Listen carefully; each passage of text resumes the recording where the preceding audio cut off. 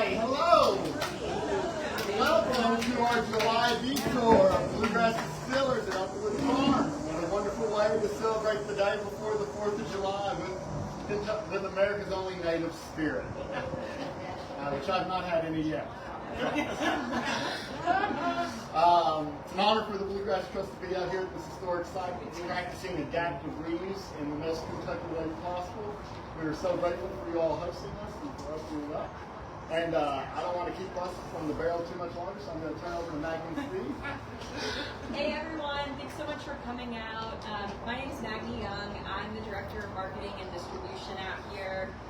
I've been with Bluegrass Distillers for 8 years, which is exciting to see the progress out here. We purchased the property back in 2020, 3 years after I started, so about half the time I've been with the company, and it didn't look anything like this. So we're really excited to welcome you all into our new grand home. We're excited to welcome tens of thousands of visitors here to this property to see our distillery and to see this wonderful property, the grain that we grow, and specifically this house here too. So we've spent the past couple of years restoring it to the best of our ability.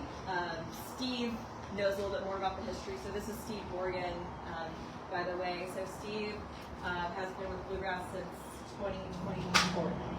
Yeah, 2020? Yeah. Steve is actually one of the reasons that we're here in Midway. He helped recruit us from our original location in Lexington here to Midway. We had our eyes on this property since 2018. It was a private residence when we moved in.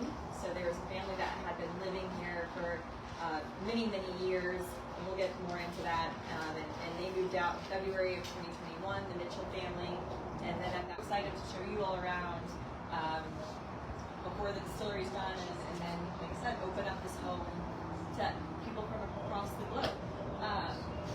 And then I'll let Steve talk a little bit about the history, and then we'll step inside, cool down for a little bit, start the tour, see some old photos of the house, kind of from the 1940s to when we bought it, and then you'll see it now. We'll walk around, point some things out, talk a little bit about the distilling history, and about some of the other buildings on site. So that's our plan, if that works for you all. Step back out and go. Yeah, and then we'll step back out. So we'll step back out, and there's a horse mounting block over here, and we'll talk from that and show you a little bit more about the distillery and the warehouse. And there's a structure in the back that we have a lot to tell you about. So. All right. So my name's Steve Morgan. I've been in the bourbon industry, or alcohol bourbon industry, over 50 years. I'm retired now. I work part-time for these guys. I was on a task force that Mayor Grayson or Vanderbilt put together to try to bring a brewery or a distillery to Midway. So that's about 2016. My background is this, so I was retired, had nothing to really do, so we kind of worked on those things. Brad Julie helped us with that, and also John McDaniel and Dan Roller for anybody that's from this area. I am a native Lexingtonian also. So I was born on the south end of Lexington, over near South End Shopping Center. But about the farm, originally this was over 1,000 acres. I had one of these that was highlighted, and I can't find it now, so I'm going to try to store it. It's just a sheet that you all have. About 1,000 acres. We believe it was granted somehow, some way, to somebody through the Revolutionary War, basically. I was wondering that. And it's been a horse breeding farm originally, but then many different things over the years. For a long time, hemp production here, cattle, pigs were, there's a pig barn over here that was a pig feeding barn. So they, during the wartime, during World War II, they were producing pork here for the war effort. So they had thousands and thousands of pigs on this property. So lots of different things. Corn and soybeans lately, and that's what we're doing with the property. Right now we have wheat out there. Last 2 years we had corn. We lease this property behind us. We have corn back there right now. And then one of our owners has another farm that has about 50 acres of corn growing also this year. The product, the property, the mansion, was actually, the architect was Gideon Chirac. At the same time, he was working on the old state capitol building in Frankfurt. The builder, Matthew Kennedy, there are some houses around that are very similar to this Greek revival architecture. For those that know that type of property, so this is a 2-story, 5-bay, double tile, brick masonry, hip roof with a limestone foundation. All of the bricks for the mansion and the structures that were around the mansion were all fired on the property at that time. Apparently that style was kind of taking hold in this area when Midway was established in the early 30s, 1833. There's other structures. If you live in Lexington, there's actually Matthew Kennedy's home is on Limestone Street. There's the Samuel Wallace House. It's on Midway Road, very near this Nugent's crossing, the 4-way stop as you go on the other side of Midway there. There's a place called Blythewood in Madison County, and Walker Buckner House in Bourbon County. Those are all, we think, Matthew Kennedy's and Gideon Chirac's workplace. There's other structures around the property here. There's a domestic and field slave quarters, a smokehouse, outdoor kitchen, sorghum shop, blacksmith, corn cribs, privy, carriage barn, carbide lighting. So before electricity, they were actually creating carbide in a root cellar behind this house and piping it into the house for lighting. You can see, I have a book in there open. It's got a picture of a carbide lamp. It's been retooled to electricity, but Kathy Mabry Mitchell wrote a story about this house, how her family lived here. If you're interested in what life was like here, I think in the late 1900s, she wrote a story in a book called Homes in Here. There's a map in here. It's a Mason Foundations map that was created in 1937. Has a nice index, shows you all the structures I just talked about. And later, if you want to walk around when we come over here, I know Elaine is here and knows a lot about those horses. She works at Keeneland, if you all know her. And some of the names, Minstrel, Melody, Mouey Jackson, Laura Ferris, and the queen of all the horses that he had, and the queen of horse racing in that time period was Idlewild, and she was born on this property. And then she's buried at Lane's Inn on the other side of the Midway there. His cousin, that Billy Buford I was telling about, he owned Woodburn Farm. You know that farm. That name Woodburn is a very well-known name in this area as far as horse breeding back in that time period. That fella, his son was Abraham Buford, and he actually owned Bosque Bonita Farm, which is now Lane's Inn. That's right on Midway Road. They still horse breeding there. William McDowell Buford, this guy, he was a staunch Unionist. His 3 sons were in the Union Army and Navy. And then his 2 son-in-laws, and his cousin Abraham that I mentioned ago, they were in the Confederate Army. So he owned as many as 57 slaves on this property, during probably hemp production because that was very labor intensive. But towards near the beginning or before the Civil War started, he actually freed or emancipated his own slaves. And most of them pretty much stayed here, but he did free them. On the back page of this, talk a little bit about his wife. The only reason I bring her up is all these things usually talk about the men. She raised like 9 children, so I think she needs a mention here. She was born of Scotch-Irish ancestry, and then when he died, I think he died in 1867, and for a long time she actually managed the farm and finished raising the children and all that. Captain Phil C. Kidd owned the property for a little while. He was a United States renowned horse breeding auctioneer, and he also was the first person, the clocker at the first Kentucky Derby in 1875. I just found that on some write-up I saw today. After that, later, a family called Cannon, William L. Cannon family, very prominent Woodford County family at that time, and they farmed Elkwood Farm, producing and harvesting hemp in the early 1900s.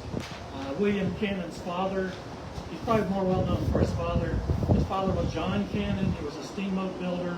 He built and he actually captained and raced the Robert E. Lee steamboat against the Natchez in the great steamboat race of 1870. So lots of interesting things here. Now from that, towards the end of Cannon's life, there was some turmoil over his estate. And actually the Mason Foundation ended up buying the property to kind of save it from the family and get their estate moving forward. Also his father, John Cannon, there were two huge wall-sized gilded mirrors from that steamboat, Robert E. Lee, and they were right in the hallway on both sides of this while he lived here. And at the end of his life, James Parrish III, the Parrish farm people here, Helen's here, she's Parrish, they bought those two gilded mirrors. One is still in that mansion straight across the highway there. It's called the Parrish Hill Farm, but now it's the Cypress Springs Farm. Somebody that's breeding horses that owns it now. And the other one is, what I know is it's on the other side of Midway. They had an adopted daughter, and it went to her families. Mason Foundation had it for just a few years. There's a map in here again that I mentioned that they created. I don't know if it was to sell it or to buy it or for the Cannons. Don't know about the time period, but it's very interesting. You can see all those structures. The Mitchell brothers farm thousands of acres in this area. I've looked at it, thousands of acres over in that direction and thousands of acres down this way. There's a little area over here called Mitchellville where all the kids, by the way, the Mitchells, the last people that lived here, they also raised 9 children, just like the Bufords did. But Mr. Mitchell, Leslie Mitchell, gave an acre of land to each one of those children. If you drive down 341 right there, we call that Mitchellville, because there's many of them that are still living there. That's kind of the history I have. As far as, while we're here, just maybe just a safety thing is, while you're here, we're in the house. We really can't let anybody go upstairs. The fire department here has given us strict orders about not having the public up there. We don't have an elevator, and there's ADA issues. And it's just our messy offices up there. If you're trying to visualize the upstairs, it's the same as the downstairs, except down this back side, there was smaller rooms that were for children. And we've turned those into some small storage and some bathrooms and all that. We're going to look at this brick house that's behind here. You can walk over there and touch the outside of it all. But I warn you, do not go inside that house. It is not safe.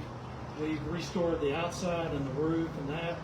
But the inside, I'm kind of responsible for, with the SHPO, the State Historic Preservation Organization. I go in there every once in a while, but I don't want to. It's really bullshit. I just got a lot of work to do. That's kind of the only thing I had. One other thing I'll refer to, I did refer to that book if you want to read something about what was happening here in the late 1900s. Kathy Mabry Mitchell wrote that, wrote a two-page article that's in it. And then there's another book called Peach, Leather, and Rebel Fray. And it's about the life in the Bluegrass from 1860 to 1865. So how this area came up to the Civil War and all that. And this house, this area of Midway and all this Bluegrass area is in that, a lot of it is in that book. Peach, Leather, It was a daughter from you, wasn't it? yes, it's Mary, you wanted to finish it. oh yeah, couldn't think of the name. Say it again. It was one of his daughters who grew up here. Here I've got a much larger version of this that has lots of details, but a lot of it came from that book about life in this area coming up to the Civil War. But thank you all so much for coming. I always look for those BGT plaques. We have some in Midway when I'm in Lexington. We'd love to have one here. I think we've applied. As of today. Our newest applicant. But thank you all so much. Thank you so much for choosing us to come. Jackson, thank you so much. Yeah.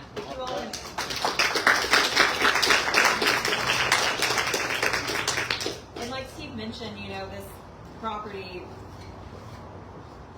though it dates back 200 years, what was it, 4 or 5 owners that have been there, that have been here? Well, 6 counting us. 6 counting us. So a lot of memories that were made in this house. A lot of families that grew up here and were raised here, including the Mitchells who were here right before us. So what we're going to do now is, before we walk inside, cool down for a second, we'll talk about the inside and more of that. But while we're here and you're looking at the house, we'll point out a few features. So when we bought the house, this large front porch did not exist. There was a much smaller porch. You can see where it was. You can look up, and it probably Steve came up to about right here. It wasn't very We big. actually have the original steps from the steps were took off of the house originally put there. Were on the front. Oh, that's cool. See, I We didn't have know. those over in the store. Yeah, so we have those stored, which I just learned. But yeah, I always think it's really neat when people come up. They say, "Oh, this is beautiful. This wasn't original," and I'm like, "Everything else we pretty much kept original, but no, this big porch is so people like us can sit out here and enjoy, beautiful Kentucky and look at the fields and the distillery and have a cocktail." But it is really cool to point out where you can see where that porch was. The other thing, and Steve can probably talk more about it, is these doors are original. So I know some people were locked out. Not really locked out, it's just how the doors are. We fixed that. Yeah, and the knobs on the doors are original as well. That's one of the yes, the ghost. Yeah. Yes. There are no ghosts. Yeah. So I just wanted to point that out to you all while we're all looking at the house, so we don't have to come back out here and turn around. Like I said, we'll go inside. We have a pour of bourbon, or actually a rye whiskey for you all. Steve, you want to talk about rye whiskey when we get inside while I pull up the PowerPoint? Sure. We'll talk through the PowerPoint, go through the rooms. When you all go into the study, the map that Steve keeps referring to is on the mantle in there, alongside another map, and then there's a map on the wall as well. So look around, and again, like Steve mentioned, just don't go upstairs, but everywhere else, feel free to look around, and then we'll reconvene out here, talk a little bit about the distillery, and then the slave quarters and this carriage stoop or block. I'm sure there's a lot better name for it over there, and that's kind of where we'll wrap up. And then those who want to kind of walk around and see a little bit more are welcome to do so. So that's kind of the game plan. And then everything that Steve talked about, he has on a one-sheeter that's right inside. So feel free to grab that if that's something that you want to take home with you.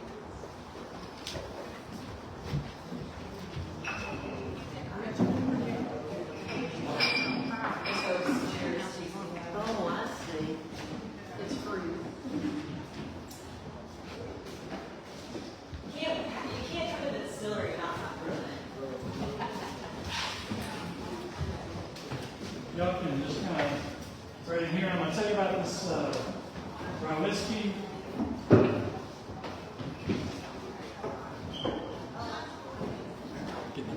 Where's the handout? Sorry. There's an extra handout right there. So why don't everybody just kind of take one of these if you want to, and then I'll talk about it a little bit and what we'll discuss. So it's a rye whiskey. Some rye whiskey. And bourbon. Yeah, if everybody will grab one, then I'm going to tell you all about it. Okay. This is our Midway distilling company, so we have our bourbons that are under the Bluegrass name, but we thought we're out here in Midway, and Steve will talk a little bit about it, how it got its name, but this has some historical ties, so it felt like a good one to Sure, grab try. a taste if you're interested. Grab a little toast. So let me tell you about the product. So this is our Midway Distilling Company rye whiskey. We got that name from a distillery that was in downtown Midway for nearly 100 years.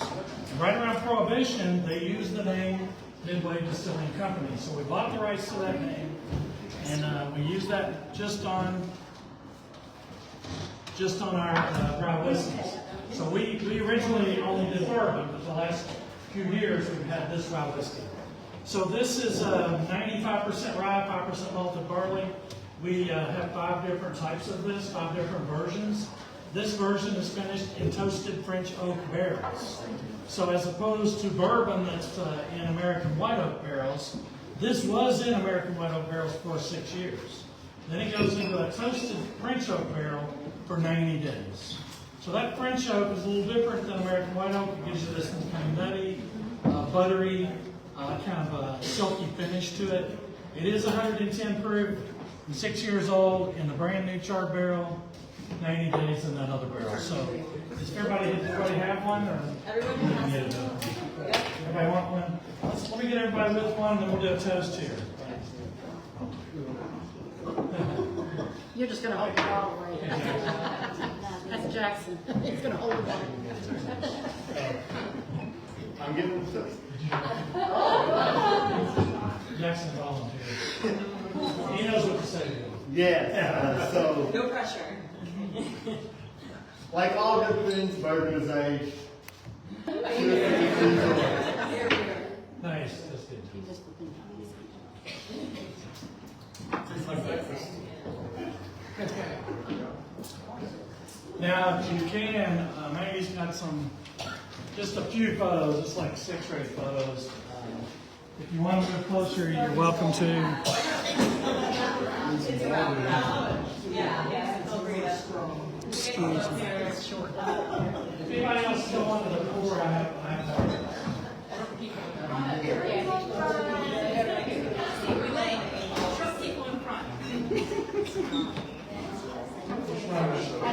So Steve actually found these photos.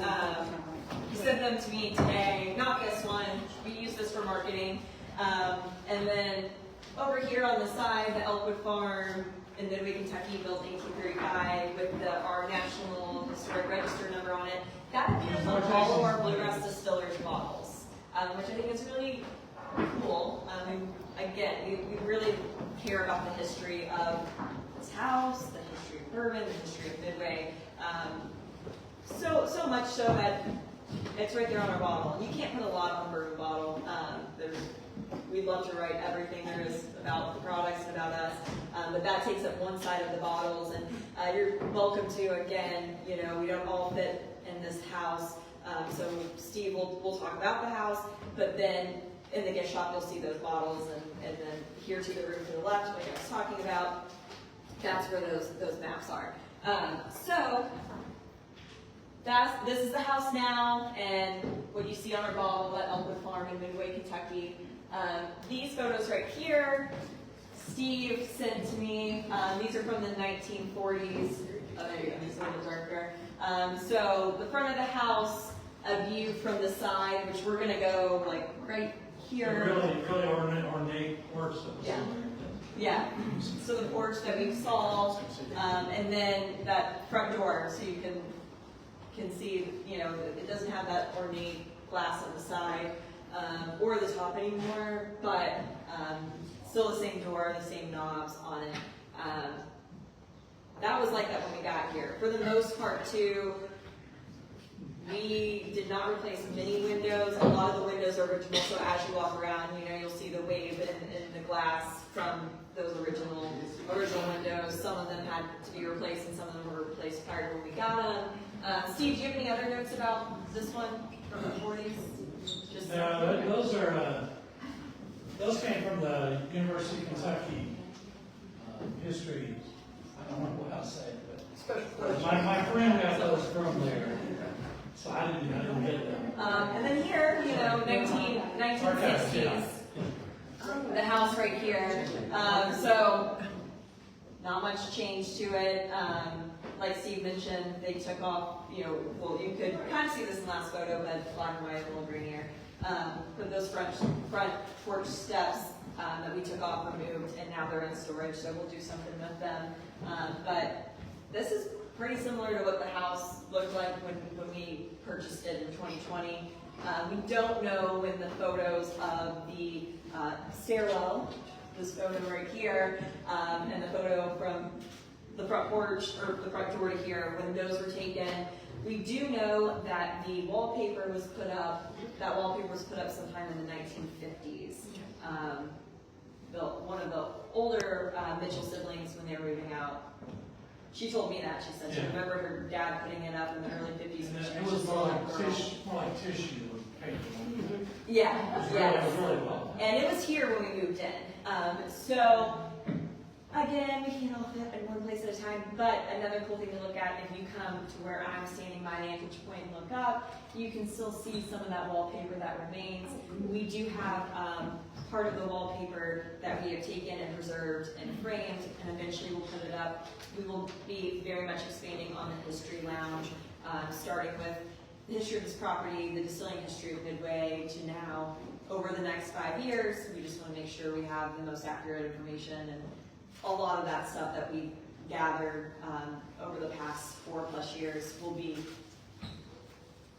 framed, people can see it. So Is the third story just an attic, or was it also housekeeping? just an attic, from my understanding. Steve, do you know? No, not for sure, but these children's rooms are right up here on the right, and those stairs come down right to where those rooms are. We don't know this, but someone had told me they assumed that possibly the nanny stayed in the bedroom in that attic. And I've been in the attic, it's big enough for that, but it had to be a long time ago if that did happen. Yeah. Some of the unknowns. And then the next shot is just an aerial view. This was part of the listing, I think on Zillow, Redfin, all those places. When the property was for sale, 62 of those acres. But you can see the house, really more in this photo. The roof needed some work. There's like 5 layers of roofing on it, I think. Oh my goodness. Is what I was told. I don't want to be quoted on that even on my camera. But you can see the cornfields, the hay barn, and our property. The what barn? The pig feeding barn. The pig feeding barn, The silos. right there, is where the silos are, and then we own all the way to here too, so that's our barn as well. So we own this, we don't own all the way back there, but up there, and then kind of a map of the 64 Leestown Road, and you can see it with the water treatment facility in it. And then the last thing, which you all will see this, we're gonna go out and kind of talk about some points of interest. The slave quarters over here on my left, which this is after they had restructured the front porch. Again, the inside really hasn't been touched, but you all are welcome to go up and look at it. And then when we do that portion of the tour, Steve's going to stand on the carriage stoop and talk about it, and that's right outside that door, and he'll talk about kind of what that was used for and how they utilize that front room mostly for business. So that's kind of the main part. Steve, do you want to kind of take over and talk a little bit of in here, and then you all, again, if you all want to kind of spread out and look around Most of what I know about for a this second. house is Donna Mitchell, married me. She was one of the children. She brought some of her other family members here, her brothers and some other people. And she said that when they lived here, that these 2 rooms were bedrooms. So the parents, Leslie and his mother, were in that master bedroom there. And then this is where the youngest children, some children, if you read this Kathy Baker Mitchell, some of the children were actually born here. And in fact, she says that Leslie would let them go to the hospital to be born because he wanted to make sure he didn't bring the wrong child. Valid concern. So this here was like a parlor, and that would have been the dining room. As you go back through there, their one bathroom was here. We did add the larger bathroom, which was the men's bathroom. And then you keep walking back there, and that was the kitchen back there. And we changed that into kind of a speakeasy bar where we do some tastings and some mixology classes and different things with that bar. And then again, upstairs, pretty much the same. Children's rooms done that way, but these rooms here are almost identical to those upstairs. I wish Sam was here, one of the owners. He's a shade tree general contractor. And no, he's a lawyer, but he's the general contractor on this whole thing, including the distillery. But he knows a lot about how these moldings relate to each other, and he's always pointing out, I don't know how much bigger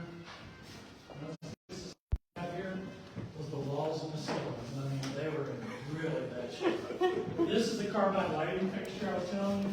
That's before they painted it in. Now, the picture in this book shows like light bulbs in it, but it was originally this candelabra that had carbide lighting in it. We're trying to make this a history lounge. We have those two maps in there. There's an inset kind of dining room. Just to show off your plates and things there. We've got a few historical items in there. We're looking for other things to eventually put in there as we find things. I want to mention that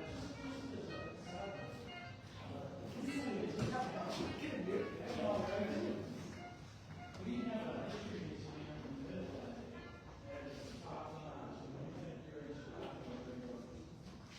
It's got a very large section about bourbon. It's got a large section about women's club, the theater, the university, the railroad, the horse industry.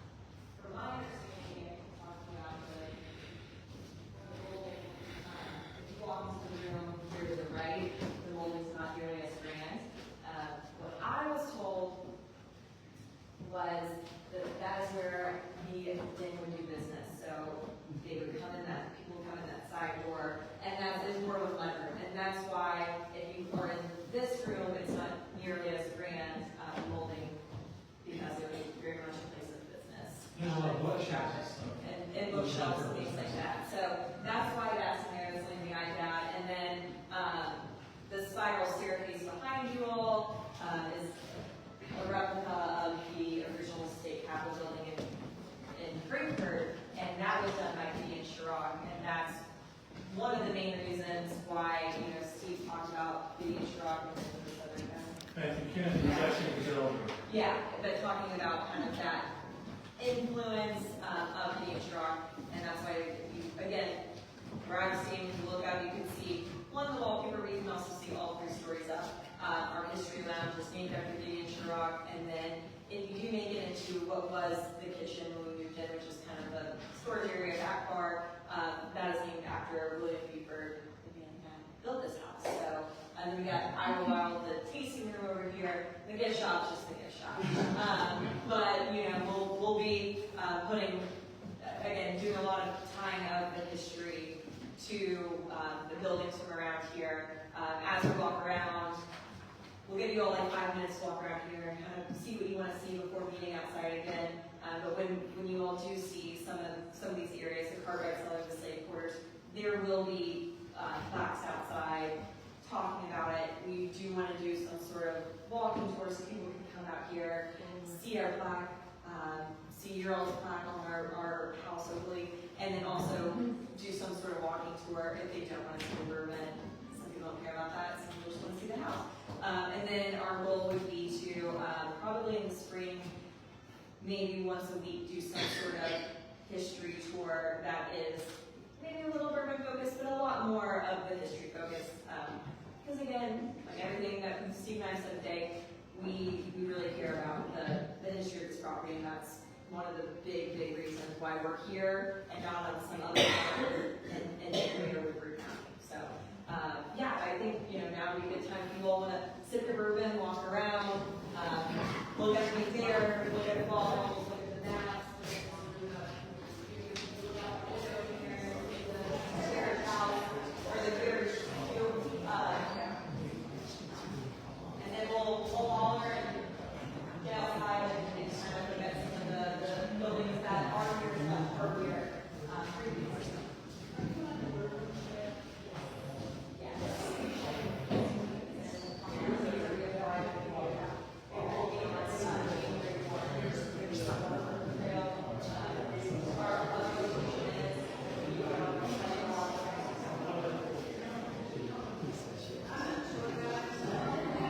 For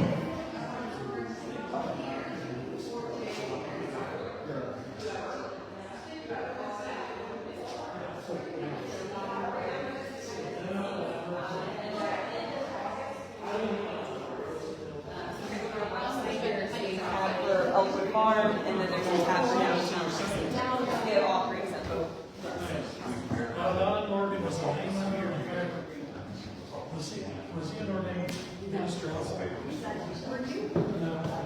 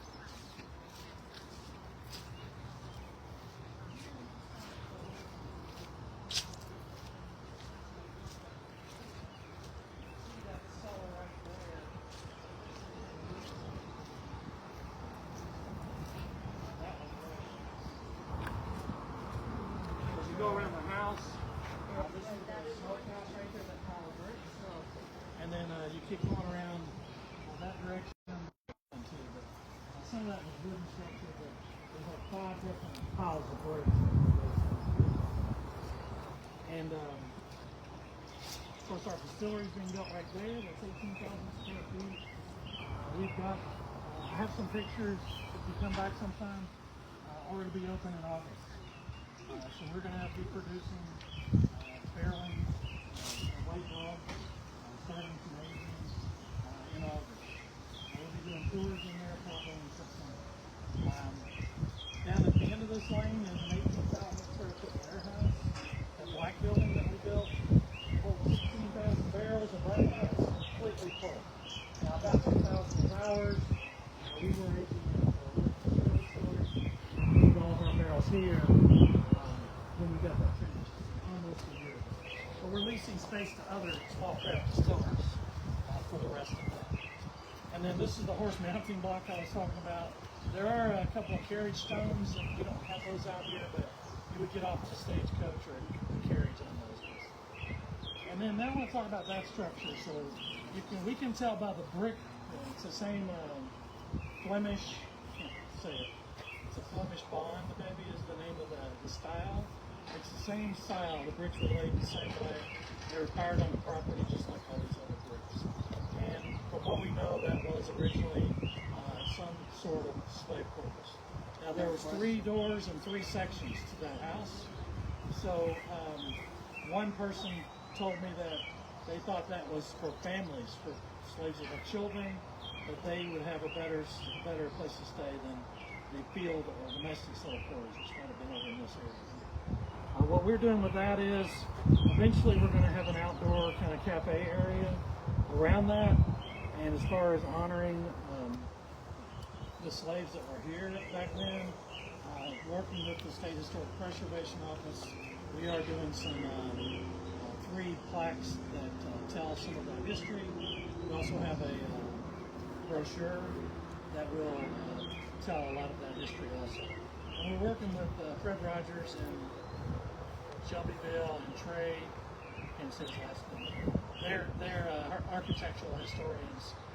Every time we touch that building, I have to call him, and they come and take pictures and send them to the State Historic Preservation. We also, Milan was part of this, but we had the community forums that came out here and looked at the property and gave us some of the things that they thought would be, what we should be doing to honor the people that were here. And we certainly intend to do that in our brochures and our plaques and things like that. I do have a suggestion. Instead of saying slaves, could we change the language to enslaved people? Yeah. Yeah. I like that. Yeah. So enslaved people. Given the age of this property, is there a family cemetery around here that you've located?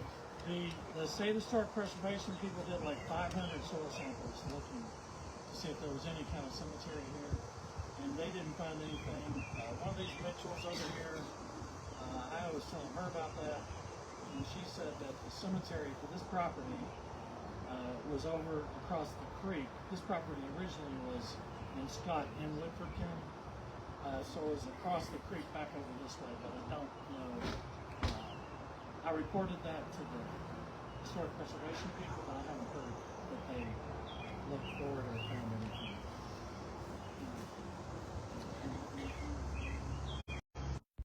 When was this added on? That was added later. Originally, you had an outdoor kitchen. I don't know when, but you can see actually the brick lay is a little different, and of course it has the second story that's not there. My guess would be, I don't know, early 1900s. One lady was pointing out to me, and I told a few people in there, the fireplace is in there. They have the rectangle tile that's inlaid. That's not 1830s, that's 1900s. So somebody came back in and made that look better. She said that a lot of people made a lot of money kind of because everybody was doing all their fireplaces in that. I don't know if it's some kind of safety thing or what. But, I'm thinking that's probably early to middle 1900s. Do you still have somewhere in storage all the outside wooden shutters? We do have those. We sure do. Yes. Yes, ma'am. and I don't know if they're original or not. These shutter-looking things, those are closets inside.